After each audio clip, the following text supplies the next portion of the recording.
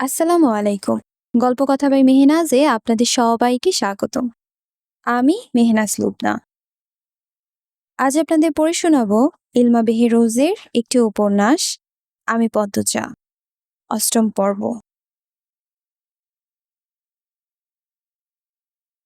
ভোরবেলার সূর্য উদয়ের সময় পরিবেশে মৃদু সূর্যালোক ছড়িয়ে পড়ল। ট্রেনের জানালা দিয়ে সূর্যের আগুন রঙা আলো পদ্মজার মুখশ্রী ছুঁয়ে দিল। ফজরের নামাজ পড়ে ট্রেনে উঠেছে তারা। গন্তব্য অলন্তপুর। পদ্মজার মেট্রিক শেষ হলো আজ 3 দিন। হেমলতার কাঁধে মাথা রেখে চোখ বুজল পদ্মজা। পুরো 1.5 মাস পর পূর্ণা প্রেমা পান্তর দেখা পাবে। খুশিতে আত্মহারা সে। মাঝে একটু জিরে ফের চলছে ট্রেন। হেমলতা জানালার বাইরে তাকিয়ে আকাশ দেখছেন। কারণে অকারণে তিনি এখন আকাশের দিকে তাকিয়ে থাকেন। শুষ্ক চক্ষুদ্বয় যখন তখন সজল হয়ে ওঠে। কিছুতেই বারণ মানে না। নীল আকাশের বুকে যেন সেদিন রাতের স্মৃতি আঁকড়ে নিয়ে ভেসে উঠল। ছেলেটার বয়স 23-24 বছর হবে। অবাক চোখে তাকিয়েছিল। দেখতে বেশ ভালো। হেমলতা পদচাকে আড়াল করে কঠিন স্বরে প্রশ্ন করেন, কে তুমি? ছেলেটি হেমলতার কথা ধরনে বিব্রত বোধ করল। ইতস্ত করে বলল, মুহিব, মুহিব হোসেন। হেমলতা টনক নড়ল। তিনি সাবধানে জিজ্ঞাসা করলেন, বারেক হোসেন তোমার বাবা? মুহিব ভদ্রতার সহিত বলল, জি। হেমলতা কি যেন বলতে চেয়েছিলেন, বলতে পারলেন না। তার আগেই মুহিব বলল, বিরক্ত করার জন্য দুঃখিত, আমি আসছি। এরপরই হন্তদন্ত হয়ে চলে গেল। সেদিন আর রাত জাগা হলো না। ছাদ থেকে নেমে গেল তারা। গোপন বৈঠকে একবার বাধা পড়লে আর মন সায় দেয় না আলোচনা চালিয়ে যেতে। অনুভূতিগুলো ভোঁতা হয়ে যায়। এর পরদিন জানা গেল মুহিব তার পিতার সাথে রাগ করে ঢাকা ছেড়ে চাচার বাড়ি উঠেছে। এখনকার ছেলে মেয়েদের ক্ষমতা খুব। তারা খুব সহজ কারণে মা বাবার সাথে রাগ করে দূরে সরে যেতে পারে। হেমলতা অবজ্ঞায় কপাল কুঞ্চিত করতে সংকোচ বোধ করলেন না। পরে অবশ্য বুঝেছেন মুহিব খুবই ভালো ছেলে, নম্র, ভদ্র, জ্ঞানী, মেধাবী ছাত্র। বিয়ে পড়ছে। সবচেয়ে ভালো গুণ হলো মুহিবের নজর সৎ। হেমলতার চোখের দৃষ্টি চিনতে ভুল করেন না। ঠিক 17 দিন পর বারেক হোসেন ছেলেকে নিতে আসেন। যেদিন আসেন এর পরদিন রাতে হেমলতাকে প্রস্তাব দেন, মুহিবের বউ হিসেবে পদচাকে নিতে চান। হেমলতা অবাক হন। মুহিব মনে মনে পদ্মজার উপর দুর্বল, অথচ বোঝা গেল না। নিঃসন্দেহে মুহিব পাত্র হিসেবে উপযুক্ত। মুহিবের বড় 2 ভাই মুমিন, রাজীব, দুইজনই চাকরিজীবী। মুমিন বিয়ে করে বউকে ডাক্তারি পড়াচ্ছে। সমর্থনে আছে পুরো পরিবার। অতএব বোঝা গেল পরিবারের প্রতিটি মানুষের মস্তিষ্ক, ভাবনা উচ্চমানের। বারেক হোসেন বিয়ের প্রস্তাবের সাথে এটিও বলেছেন, আমার মেয়ে নাই, ছেলের বউরাই আমার মেয়ে। আপনার মেয়ের যতটুকু ইচ্ছে পড়বে, কোনো বাধা নেই। হেমলতা প্রস্তাব ফিরিয়ে দিলেন না। তিনি আনন্দ সহিতে জবাব দিলেন, পদজা আয়ে শেষ করুক, এরপরই না হয়। বারেক হোসেন হেসে বলেন, তাহলে এটাই কথা রইল। স্মৃতির পর্দা থেকে চোখ সরিয়ে নিলেন হেমলতা। গোপনে দীর্ঘশ্বাস ছাড়েন। গলাটা কাঁপছে, ঠোঁট শুকিয়ে কাঠ। ব্যাগ থেকে বোতল বের করে পানি পান করলেন। প্রেমা প্রান্ত বাড়ির বাইরের সড়কে পায়চারি করছে। পূর্ণা গেটের আড়াল থেকে বারবার উকি দিয়ে দূর রাস্তা দেখছে। মোর্শেদ হেমলতা আর পদ্মজাকে আনতে গঞ্জে সে কখন গেল এখনো আসছে না। পুরো ১.৫ মাস পর মা বোনের সাক্ষাৎ পাবে তারা। হৃৎপিণ্ড দ্রুত গতিতে চলছে। মিনিট ৫ পর কাঁচা সড়কের মোড়ে মসজিদের পাশে কালো বোরখা পরা দুজন মানুষকে দেখতে পেল তারা। পূর্ণা লাজ লজ্জা ভুলে আগে আগে ছুটে গেল। পিছনে প্রান্ত এবং প্রেমা ছুটে এসে মা বোনকে একসাথে জড়িয়ে ধরে প্রবল কণ্ঠে কেঁদে উঠল পূর্ণা। হেমলতা পূর্ণাকে ধমক দিতে গিয়েও থেমে গেলেন। মাঝে মাঝে একটু বাড়াবাড়ি করা দোষের নয়। পদজার চোখ বেয়েও টপ টপ করে জল পড়ছে। প্রায় প্রতিটা রাত সে ভাই বোনদের মনে করেছে, বিশেষ করে পূর্ণাকে বেশি মনে করেছে। মনে হচ্ছে কত শত বছর পর দেখা হলো।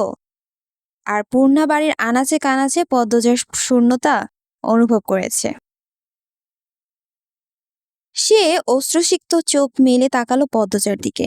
এরপর আবার জড়িয়ে ধরে বলল, আপা, আমার এত আনন্দ হচ্ছে, এত আনন্দ কখনো হয় নাই। পদ্মজার কোমল হৃদয় পূর্ণার ভালোবাসা দেখে বিমোহিত হয়ে উঠল। সে স্নেহার্থ কণ্ঠে বলল, আমার সোনা বোন, আর কাঁদিস না। পূর্ণা চোখের জল দ্রুত মুছল। প্রফুল্ল চিত্তে বলল, আপা, আমি তোমার পছন্দের চিংড়ি মাছ দিয়ে লতা রেঁধেছি। পদ্মজা অবাক চোখে তাকালো। হেমলতা প্রশান্তিদায়ক সুখ অনুভব করলেন এক বোনের প্রতি আরেক বোনের নিঃস্বার্থ ভালোবাসা দেখে। পদ্মজা বাকহারা হয়ে পূর্ণার ২ গালে চুমো দিল। মোর্শেদ দৃশ্যটি মুগ্ধ হয়ে দেখেন। এরপর তাড়া দেন, দেহ মাইয়াডির কারবার, মানুষ আইতাছে আর হেরা রাস্তায় কান্দা কান্দি লাগাইছে। হাঁটো সবাই, হাঁটো। খাওয়া দাওয়া শেষ করে ৪ ভাই বোন ঘাটে গিয়ে বসলো। ১.৫ মাসে কি কি হলো না হলো সব পূর্ণা বলছে। প্রেমা পূর্ণার নামে বিচার দিল, প্রান্ত প্রেমার নামে বিচার দিল। প্রান্ত কেন বিচার দিল তা নিয়ে প্রেমা বাকবিতণ্ডা লাগিয়ে দিল। সে কি কাণ্ড! দুজন তুমুল ঝগড়া লেগে গেল। এরপর দুজনই বিচার নিয়ে গেল হেমলতার কাছে। তখন পদ্মজা শুষ্ক কণ্ঠে পূর্ণাকে বলল, জানিস পূর্ণা, আম্মা আমার বিয়ে ঠিক করেছে। পূর্ণা ভীষণ চমকালো। চমকিত কণ্ঠে জিজ্ঞাসা করল, কবে, কার সাথে? যে বাড়িতে ছিলাম ওই বাড়ির ছেলের সাথে বিয়ে পড়ছে। আমার আয়ে শেষ হলে বিয়ের তারিখ পড়বে। আপা, আমার বিশ্বাস হচ্ছে না। আমার না ইচ্ছে তোমাকে অনেক পড়াবে, তোমার চাকরি হবে। পদ্মজা চুপ থাকলো ক্ষণকাল। এরপর বলল, আমার কি যেন হয়েছে, পাল্টে গেছেন। কি রকম? আকাশের দিকে তাকিয়ে থাকেন, বেশিরভাগ কথা এড়িয়ে যান। আমার ভবিষ্যৎ নিয়ে আগের মতো আগ্রহ দেখান না। আমি কথা তুললে এড়িয়ে যান, গল্প করেন না, মানে আগের মতো নেই। কথাগুলো বলতে গিয়ে পদ্মজার গলা কিঞ্চিত কাঁপল। সে কি? সত্যি কিছু হয়েছে ওখানে? না, আমি যতটুকু জানি তেমন কিছুই হয়নি। পূর্ণা সীমাহীন আশ্চর্য হয়ে চিন্তায় ডুবল। পদ্মজা শূন্য তাকিয়ে রইল। লিখন শাহ নামের মানুষটার কথা মনে পড়ছে। তিনি যখন শুনবেন এই খবর সহ্য করতে পারবেন? সত্যি ভালোবেসে থাকলে সহ্য করতে কষ্ট হবে নিশ্চয়ই। পূর্ণা দ্বিধা ভরে প্রশ্ন করল, আপা, লিখন ভাইয়ের কি হবে? পদ্মজা ক্লান্ত ভঙ্গিতে তাকালো, বলল, আমি তাকে বলেই দিয়েছি, আম্মা যা বলবেন তাই হবে। পূর্ণার বড্ড মন খারাপ হয়ে গেল। তার আপার মতো সুন্দরীকে শুধুমাত্র লিখন শাহর পাশেই মানায়। কত স্বপ্ন দেখলো সে লিখন শাহ এবং পদচাকে নিয়ে, সব স্বপ্ন গুঁড়োবালি। সে কাতর কণ্ঠে বলল, লিখন ভাইয়ের সাথে তোর বিয়ে না হলে আমি কষ্ট পাবো খুব। আমি তো আম্মার কথার বাইরে যেতে পারবো না। পূর্ণার গলার স্বর খাদে এনে বলল, যদি লিখন ভাই রাজি করাতে পারে। পদ্মজা অবিশ্বাস্য দৃষ্টি নিয়ে তাকালো। সেই দৃষ্টি যেন ইঙ্গিত দিচ্ছে এ হওয়ার নয়। পূর্ণা কপাল কুঁচকে ফেলল, বিরক্তিতে বলে উঠল, ধ্যাত।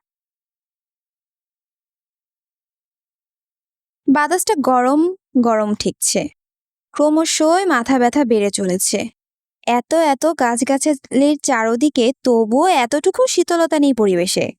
হেমলতা আলমারির কাপড় গুছিয়ে বিছানার দিকে তাকালেন। মোর্শেদ এই রোদ ফাটা দুপুরে কখন থেকে ঝিম মেরে বিছানায় বসে আছে, মুখখানা বিমর্ষ চিন্তিত। হেমলতা প্রশ্ন ছুড়লেন, কোনো সমস্যা? মোর্শেদ তাকিয়ে আবার চোখ সরিয়ে নিলেন। হেমলতা তাকিয়ে রইলেন জবাবের আশায়। ক্ষণকাল সময় নিয়ে মোর্শেদ বললেন, বাসন্তী এই বাড়ি তাইতে চায় থাকবার জন্য। হেমলতার চোখ দুটি ক্রোধে জ্বলে উঠে আবার নিভে গেল। নির্বিকার কণ্ঠে বলেন, তোমার ইচ্ছে হলে নিয়ে এসো, বাড়ি তো তোমার। মোর্শেদ চকিত চোখে তাকান। তিনি ভেবেছিলেন হেমলতা রাগারাগি করবেন। মোর্শেদের চোখ দুটির দৃষ্টি তীক্ষ্ণ রূপ নিল। কিরমির করে হেমলতাকে বলেন, আমি তারে চাই না। হেমলতা ঠাট্টা করে হাসলেন, বললেন, 20 বছর সংসার করে এখন তাকে চাও না? আমি হলে মামলা ঠুকতাম। মোর্শেদ আহত মন নিয়ে তাকিয়ে রইলেন অনেকক্ষণ, চোখ দুটিতে অসহায়তা স্পষ্ট। হেমলতা নিজেকে নিয়ন্ত্রণে এনে সরে পড়েন। মোর্শেদ তখন কপট রাগ নিয়ে নিজে নিজে আওড়ান, আমারে ডর দেখায়, মালডারে খুন করতে পারলে জীবনে শান্তি পাইতাম। হেমলতা ঘাড় ঘুরিয়ে তাকান, মোর্শেদকে পরখ করে নেন। রাগে ছটফট করছে মোর্শেদ। বাসন্তীর প্রতি তার এত রাগ কেন? তিনি 2 পা এগিয়ে আসেন, বললেন, ভালোবাসার মানুষকে এভাবে গালি দিয়ে ভালোবাসা শব্দটির সম্মান খুইয়ে দিও না। আমি তারে কোনো কালেও ভালোবাসি নাই, বাসলে তোমারে বাসছি।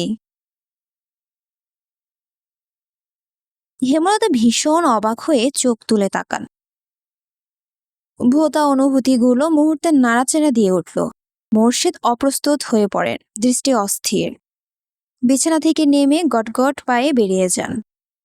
হেমলতা মোর্শেদের যাওয়ার পানে তাকিয়ে থাকেন, ঝাপসা চোখ মেলে। এই মানুষটার থেকে এই একটি শব্দ শোনার জন্য একসময় কত পাগলামি করেছেন তিনি, কত কেঁদেছেন, আকুতি মিনতি করেছেন, সত্য হোক কিংবা মিথ্যে। হেমলতার ভীষণ আনন্দ হচ্ছে। বয়সটা কম হলে আজ তিনি অনেক পাগলামি করতেন, অনেক।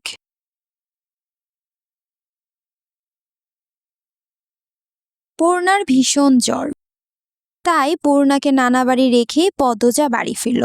সাথে এলো হিমেল, প্রান্ত, প্রেমা। বাড়ি জুড়ে ছোটাছুটি করে লাউ, সিম, লতা, পুঁইশাক বন্দোবস্ত করলো। হিমেল বাজার থেকে মাছ এনে দিল। বাড়িতে শুটকি ছিল। আজ হেমলতার মোর্শেদ ফিরবে, তাই এত আয়োজন। 2 দিন আগে ঢাকা গেলেন তারা। হেমলতার বড় বোন হানির মেজো মেয়ের বিয়ের কথাবার্তা চলছে। হানি বলেছেন, হেমলতা না গেলে তিনি বিয়ের তারিখ ফেলবেন না, তাই বাধ্য হয়ে হেমলতা গিয়েছেন। তবে পদ্মজার খটকা লাগছে শুরু থেকে। তার মা তাকে রেখে পাশের এলাকায় যেতেও আপত্তি করেন, আর আজ 2 দিন ধরে তিনি মাইলের পর মাইল দূরে পদ্মজাকে ছাড়া রয়েছেন। এসব এখন ভাবার সময় না।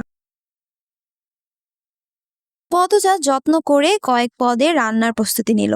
সকাল থেকে সূর্যের দেখা নেই। পরিবেশ ঠান্ডা, স্তব্ধ, এ যেন ঝড়ের পূর্বাভাস। প্রান্ত প্রেমা উঠান জুড়ে মার্বেল খেলছে। হিমেল শুধু দেখছে, মাঝে মাঝে প্রবল কণ্ঠে হাসছে, হাততালি দিচ্ছে। রান্না শেষ হলো বিকেলে। প্রেমা প্রান্ত হিমেলকে খাবার বেড়ে দিল পদ্মজা। খাওয়া শেষ হলে বলল, হিমেল মামা, প্রান্ত আর তুমি পূর্ণারে নিয়ে আসো। সন্ধ্যা হয়ে যাবে একটু পর, আম্মা আবাও চলে আসবে। হিমেল প্রান্ত বের হতেই পিছন পিছন ছুটে গেল প্রেমা। পদ্মজা একা হয়ে গেল। রান্নাঘর গুছিয়ে বারান্দায় এসে দাঁড়ালো। বাতাস বইছে প্রবল বেগে। বাতাসের দাপটে চুল ওড়না উঠছে। আকাশে কালো মেঘ ছেয়ে গেছে। পরিবেশ অন্ধকার হয়ে আসছে ধীরে ধীরে। মনটা কুকাইতে লাগলো। পদ্মজা এক হাত দিয়ে অন্য হাতের তালু চুলকাতে চুলকাতে গেটের দিকে বারংবার তাকাচ্ছে। যতক্ষণ কেউ না আসবে শান্তি মিলবে না। বিকট শব্দ তুলে কাছে কোথাও বজ্রপাত পড়ল। ভয়ে পদ্মজার আত্মা শুকিয়ে গেল। চারিদিক কেমন অন্ধকার হয়ে এসেছে। ঘোমটা টেনে বাড়ি থেকে বের হওয়া সিদ্ধান্ত নিতেই আকাশ ভেঙে বৃষ্টি নামলো। বিকট বজ্রপাত, দমকা হাওয়া, বড় বড় ফোঁটার বৃষ্টি, সব মিলিয়ে প্রলয়ঙ্কারী ঝড় বইছে যেন। লাহারি ঘরের মাথার উপরে থাকা তাল গাছ অবাধ্য বাতাসের তেজে একবার ডানে আর একবার বামে ঝুঁকে পড়ছে। পদ্মজার গায়ে পশম দাঁড়িয়ে গেল ভয়ে। ছুটে গেল নিজের রুমে। বিছানার উপর কাচুমাচু হয়ে বসল। টিনের চালে ধুমধাম শব্দ হচ্ছে। বৃষ্টি বেগ বেড়ে চলেছে। এত সব শব্দ ভেদ করে আরেকটি শব্দ কানে এলো। সদর ঘরে কিছু একটা পড়েছে। পদ্মজা ভয় পেয়ে গেল। পরপরই খুশিতে আওড়াল, আম্মা আসছে। বিছানা থেকে নেমে হন্তদন্ত হয়ে সদর ঘরে আসলো। সদর ঘর অন্ধকারে তলিয়ে আছে। জানালা দিয়ে আসা ঈষৎ আলোয় পদ্মজা টের পেল একজন পুরুষের অবয়ব। সাথে সাথে সর্বাঙ্গ অসাড় হয়ে পড়ল। পা দুটি স্তব্ধ হয়ে গেল। পদ্মজা কাপা কণ্ঠে বলল, কে কে আপনি? খালি বাড়িতে কেন ঢুকেছেন? কোনো জবাব আসলো না। পদ্মজা অনুরোধ করে ভেজা কণ্ঠে বলল, বলুন বলুন না, কে আপনি? একটি ম্যাচের কাঠি জ্বলে উঠল। সে আলোয় দুটি গভীর কালো চোখ বিভ্রম নিয়ে তাকিয়ে রইল পদ্মজার দিকে। শীতল স্পষ্ট কণ্ঠে চোখের মালিক বলল, আমির হাওলাদার। পদ্মজা পুরুষালী কণ্ঠটি শুনে আরো ভরকে গেল। রগে রগে বরফের ন্যায় ঠান্ডা সূক্ষ্ম কিছু একটা দৌড়ে গেল। এক হাত দরজায় রেখে পদ্মজা আকুতি করে বলল, আপনি চলে যান, কেন এসেছেন? উত্তরের আশায় না থেকে পদ্মজা দৌড়ে নিজের রুমে চলে গেল। রুমে ঢুকেই দরজা লাগিয়ে দিল। মস্তিষ্ক শূন্য হয়ে পড়েছে, কাজ করছে না। লোকটা যদি সম্মানে আঘাত করে বা গ্রামের মানুষ যদি দেখে ফেলে, খালি বাড়িতে অচেনা পুরুষের সাথে কেলেঙ্কারি হয়ে যাবে। সে আর ভাবতে পারছে না। দরজার কড়াঘাত শুনে পদ্মজার রুমের সব আসবাবপত্র ঠেলে ঠুলে দরজার কাছে নিয়ে আসলো। এরপর মাটিতে বসে হাউমাউ করে কাঁদতে লাগলো। দু হাত মাথায় রেখে আর্তনাদ করে ডাকলো, আম্মা, কই তুমি? আমি খুব একা আম্মা, খুব একা। টিনের চালে ঝুমঝুম শব্দ। বৃষ্টির এই ছন্দ অন্যবেলা বেশ লাগলেও এই মুহূর্তে ভয়ঙ্কর লাগছে পদ্মজার। এক একটা বজ্রপাত আরো বেশি ভয়ানক করে তুলেছে পরিবেশ। সে কাচুমাচু হয়ে ফোপাচ্ছে। বৃষ্টির শব্দ একটু কমলে কিছু কথা ভেসে আসে বাতাসে। আপনি ভয় পাচ্ছেন কেন? আমাকে ভয় পাবেন না। বিপদে পড়ে এই বাড়িতে উঠেছি, বিশ্বাস করুন। পদ্মজা কান্না থামালো। কান খাড়া করে শোনার চেষ্টা করলো। দরজার ওপাশ থেকে আমির নামের মানুষটা বলছে, দরজা খুলুন, বিশ্বাস করুন আমাকে। আমি আপনার সাথে কোনো সুযোগ নিতে আসিনি, ভয় পাবেন না। পদ্মজা একটু নড়ে চড়ে বসল। আমির আবার বলল, শুনছেন? পদ্মজা ঢোক গিলে কথা বলার চেষ্টা করলো, কথা আসছে না। এরপর খ্যাক করে গলা পরিষ্কার করলো, বলল, আমি দরজা খুলবো না। ক্ষণকাল উত্তর আসলো না। এরপর আমির বলল, আচ্ছা, খুলতে হবে না। আপনি ভয় পাবেন না, প্লিজ। আপনি চলে যান, বৃষ্টি থামতে দিন। হঠাৎ বৃষ্টির জন্যই তো আপনার বাড়িতে ওঠা। আমার বৃষ্টিতে সমস্যা হয়। আমিরের মুখে স্পষ্ট শুদ্ধ ভাষা শুনে পদ্মজা বুঝলো লোকটা শিক্ষিত, কথাবার্তা শুনে ভালো মানুষ মনে হচ্ছে। তবুও সাবধানের মার নেই। সে দরজা খুলল না, বিছানায় গিয়ে বসলো। ভয়টা কমেছে। শুনছেন? পদ্মজা জবাব দিল, বলুন। আপনার নাম কি? ডাকনাম বলুন। পদ্মজা। সুন্দর নাম। আমার নাম জিজ্ঞাসা করবেন না? জানি। আমির অবাক হয় ভান ধরে প্রশ্ন করলো, কিভাবে? আমাকে চিনেন? না, কিছুক্ষণ আগেই নাম বললেন। তখন তো ভয়ে কাঁপছিলেন। নাম শুনেছেন? বাবা! আমিরের কণ্ঠে রসিকতা। পদজা মৃদু হাসল। কেন হাসলো জানে না। আমির বলল, শুনছেন? শুনছি। আপনি কি এরকমই ভীতু? আমার সাহসিকতা প্রমাণ করানোর জন্য এখন বের হতে বলবেন, তাই তো? ওপাশ থেকে গগন কাঁপানো হাসির শব্দ আসলো। আমির হাসতে হাসতে বলল, বেশ কথা জানেন তো। এই বিষয়ের কথাবার্তা এড়িয়ে গেল পদজা। বলল, বৃষ্টি কমলেই চলে যাবেন কিন্তু। এত তাড়াতে হবে না, বৃষ্টি কমলেই চলে যাব। কষ্ট নেবেন না, খালি বাড়ি তো। বাকিরা কোথায়? এটা মোর্শেদ কাকার বাড়ি না? জি। ওনার ধানের মিল তো এখন আমার আব্বার দখলে। ছুটিয়ে নিবেন কবে? পদজা অবাক হয়ে দরজার দিকে তাকালো, বিস্ময় নিয়ে বলল, আপনি মাতব্বর কাকার ছেলে?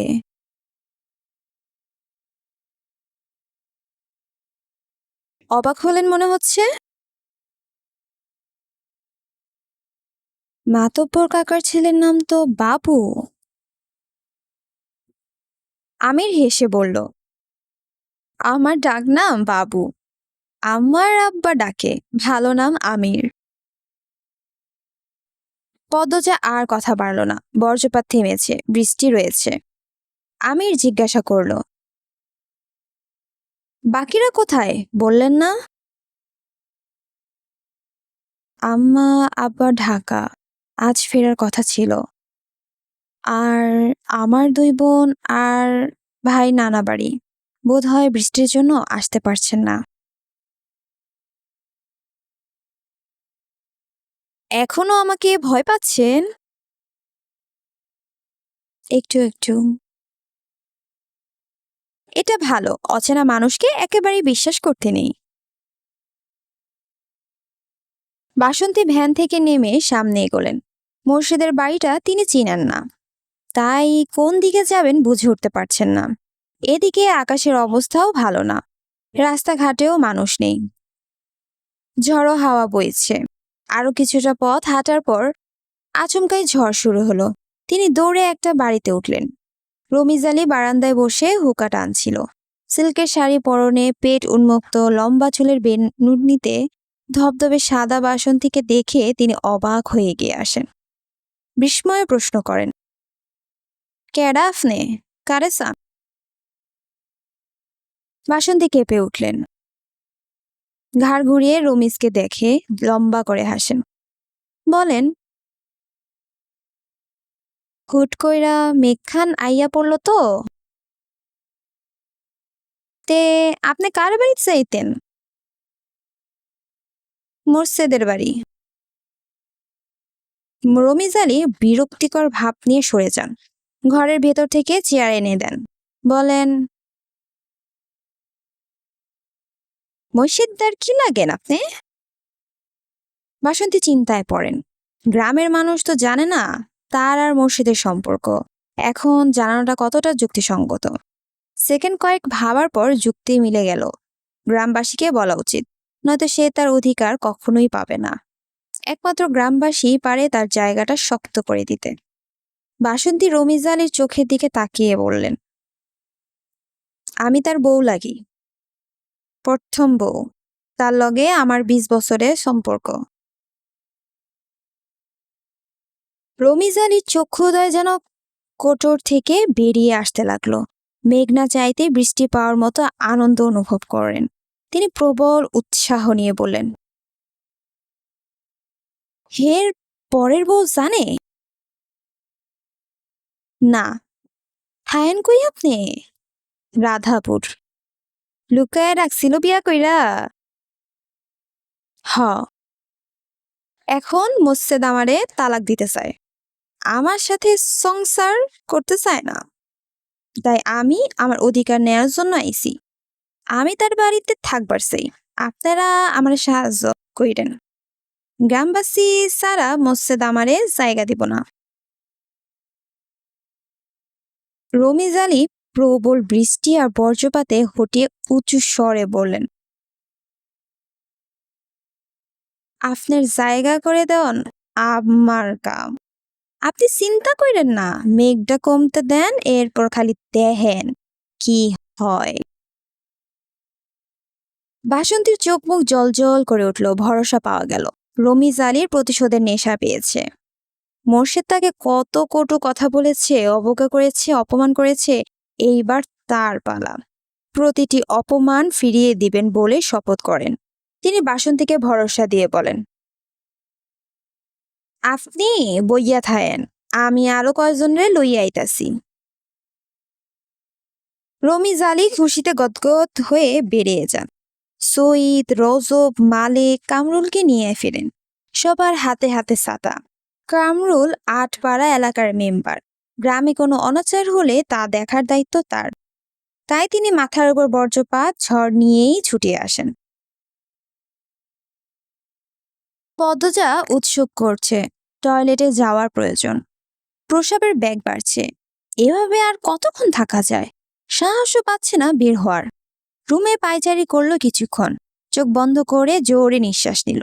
এরপর কাঁচি কোমরে গুজে নিল। আয়াতুল কুরসি পরে বুকে ফু দিল। তারপর দরজা খুলল। আচমকাই দরজা খোলার আওয়াজ শুনে আমি চমকে তাকান। আকাশ থেকে কালো মেঘের ভাব কেটে গেছে অনেকটা। সন্ধ্যার আজান পড়েছে। সালোয়ার কামিজ পরা পদ্মজাকে দেখে মুহূর্তেই হৃদস্পন্দন থমকে গেল তার। পদ্মজা ওড়না টেনে নিল নাক অব্দি। এরপর কাপা পায়ে আমিরের পাশ কাটালো। আমিরের চোখ স্থির, নিঃশ্বাস এলোমেলো, ঠোঁট শুকিয়ে কাঠ। পদ্মজা যখন ফিরছিল রুমে তখন আমির ডাকলো, পদ্মজা। পদ্মজা দাঁড়ালো। মানুষটা খারাপ হলে এতক্ষণে আক্রমণ করত। যেহেতু করেনি, মানুষটার উদ্দেশ্য খারাপ না, তাই দাঁড়ালো। তবে ঘাড় ঘুরিয়ে তাকালো না। আমিরের গায়ে স্যান্ডো গেঞ্জি পরা, শার্ট ভিজে গেছে, তাই বারান্দার দড়িতে রেখেছে বাতাসে শুকাতে। আমির বলল, অলন দুপুরে এমন রূপবতী আছে জানতাম না। পদ্মজা লজ্জা পেল, বিব্রত বোধ করল। বৃষ্টি প্রায় কমে এসেছে। পদ্মজা বলল, আপনি এবার আসুন, কেউ দেখলে খারাপ ভাববে। যেতে তো ইচ্ছে করছে না। লোকটা বলে কি? এতক্ষণ বলল বৃষ্টি কমলেই চলে যাবে, এখন বলছে যাবে না। পদ্মজা ঘুরে তাকালো, চোখের দৃষ্টিতে আকুতি নিয়ে বলল, চলে যান। আমির কিঞ্চিত হা হয়ে তাকিয়ে রইল। না চাইতো পদ্মজার আমিরকে খেয়াল করলো। শ্যাম বর্ণের একজন পুরুষ, থুতনির মাঝে কাটা দাগ। সাথে সাথে চোখ সরিয়ে নিল পদ্মজা। কাঁদো কাঁদো হয়ে বলল, বৃষ্টি কমে গেছে, আম্মা আব্বা চলে আসবে, চলে যান। আমিরের নিস্তব্ধতা পদ্মজাকে বিরক্ত করে তুলল। এত ঘাটতেরা দুই কথার মানুষ কিভাবে হয়? উঠানে পায়ের শব্দ, কয়েক জোড়া পায়ের শব্দ। বারান্দা থেকে তাকান আমির এবং পদ্মজা। গ্রামের এতজনকে দেখে পদ্মজা নিঃশ্বাস বন্ধ হয়ে আসে। দৌড়ে রুমে ঢুকে পড়ল। রমিজ আলী চেঁচিয়ে ডাকেন, কই রে মসজিদদা, আকাম কইরা এখন লুকায় আসস কেন? বাইর হ, তোর আকাম ধইরা লইয়া আইছি। আমির বারান্দা পেরিয়ে বেরিয়ে আসে, গম্ভীর মুখে বলল, ওনারা বাড়িতে নেই। উৎসুক জনতা আমিরকে দেখে অবাক হলো। কামরুল বললেন, আরে আমির, শহর থেকে আইলো কবে? এই তো 4 দিন হলো। আছেন কেমন? এই তো আছি। তা এইখানে কি করো? আমির উত্তর দেওয়ার আগে রমিজ আলী প্রশ্ন করেন, বাড়িত কি কেউ নাই? আমির বেশ সহজ শহর গলায় বলল, আছে, পদ্মজা আছে।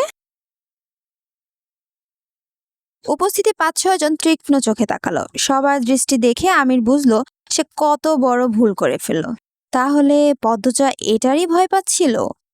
আমির দড়ি থেকে শার্ট নিয়ে দ্রুত পড়ল। এরপর কৈফত স্বরে বলল, আপনারা যা ভাবছেন তা নয়। বাড়ি ফিরছিলাম, বৃষ্টি নামে, তাই এই বাড়িতেই উঠে পড়ি। বাড়িতে কেউ নাই জানলে। আমির কথা শেষ করতে পারল না। রমিজ আলী চেঁচিয়ে আশেপাশে বাড়ির সব মানুষকে ডাকা শুরু করলো। মাতব্বর তাকে কম অপদস্থ করেনি, কোণঠাসা করেছে। মোর্শেদ পথে ঘাটে একটু কথা শুনিয়েছে, আর সেই যন্ত্রণা কমানোর দিন। আমির ভরকে গেল। কামরুল আঙ্গুল শাসিয়ে কঠিন স্বরে বললেন, তোমার কাছে এটা আশা করি নাই। তোমার আব্বারে ডাকাইতাছি, উনি যা করার করবেন। আমির বিরক্তি নিয়ে বলল, আরে আজব, কি শুরু করছেন আপনারা? সৈয়দ আমিরের বয়স কাছাকাছি, ব্যক্তিগত ভেজাল আছে তাদের মধ্যে। সৈয়দ হুঙ্কার ছেড়ে বলল, চুপ থাক তুই। তোর বাপে মাতব্বর বইলা তোরে ডরাই আমরা, আকাম করবি আর সাইরা দিমু। আমিরের চোখ লাল বর্ণ ধারণ করে। রেগে গেলে চোখের রং পাল্টে যায় তার। কালো মুখশ্রীর সাথে লাল চোখ ভয়ঙ্কর লাগে। সৈয়দ ভেতরে ভেতরে ভয় পেল। আমিরের হাতে কম মার সে খায়নি, তবে আজ সুযোগ আছে। পুরো গ্রামবাসী এক দলে, সে কিছুতেই ছাড়বেন না। ঢোক গিলে বলে, চোখ উল্টাইয়া লাভ নাই, হুকামের উসুল না তুলে যাইতাছি না। আমির রাগে শক্ত হাতে সৈয়দের কানের কাছে থাপ্পড় দিল। মুহূর্তে সৈয়দের মাথা ভনভন করে উঠল। ততক্ষণে রমিজের উস্কানি মানুষ জমে গেছে। সবার হাতে হাতে টর্চ, হারিকেন। আধা নেমে এসেছে। আমির আবারও সৈয়দকে মারতে গেলে কয়েকজন এসে ঝাপটে ধরল। কামরুল একজন মহিলাকে আদেশ স্বরে বলেন, শিউলির আম্মা কয়জনের লইয়া মাইয়াডারে বাইর কইরা আনো, লুকাইছে নটি। গ্রামডা নটিদের ভিড়ে ধ্বংস হইয়া যাইতাছে। পদজা মাটিতে নতজানু হয়ে বসে কাঁপছে। দ্রুত গতিতে পা থেকে মাথার চুল অবধি কাঁপছে। বাইরের প্রতিটা কথা কানে এসেছে। চারপাশ যেন ভন ভন করছে। শিউলির আম্মা পদজার রুমে আসলো। দরজা খোলাই ছিল। টর্চ ধরে দেখলো পদজা মাটিতে বসে কাঁপছে। সে পদজার মাথায় হাত রেখে বলল, কেন এমন কাম করছোস? পদজা ঝাপসা চোখে মেলে তাকালো। শিউলির আম্মা পাশের বাড়ির, পদ্মজার সাথে ভালো সম্পর্ক। পদ্মজা শিউলির মাকে জড়িয়ে ধরে হাউমাউ করে কেঁদে উঠল। বলল, ভাবি, আমি কোনো খারাপ কাজ করি নাই, সবাই ভুল বুঝছে। রিনা নামের একজন মহিলা পদ্মজাকে জোর করে টেনে দাঁড় করালো। হেমলতার অনেক বাহাদুরি এই মেয়ে নিয়ে, অনেক অহংকার। সে অহংকার আজ ভালো করে ভাঙবে। সে মনে মনে পৈশাচিক আনন্দে মেতে উঠেছে। ঘৃণিত কণ্ঠে পদ্মজাকে বলল, ধরা পড়লে সবাই এমনটাই কয়, আয় তুই। পদ্মজা আকতি করে বলল, বিশ্বাস করুন, আমি খারাপ কিছু করিনি। আম্মা এসব শুনলে মরে যাবে, আপনারা এমন করবেন না। কারোর কানে পৌঁছালো না পদ্মজার কান্না, আর্তনাদ, আকুতি।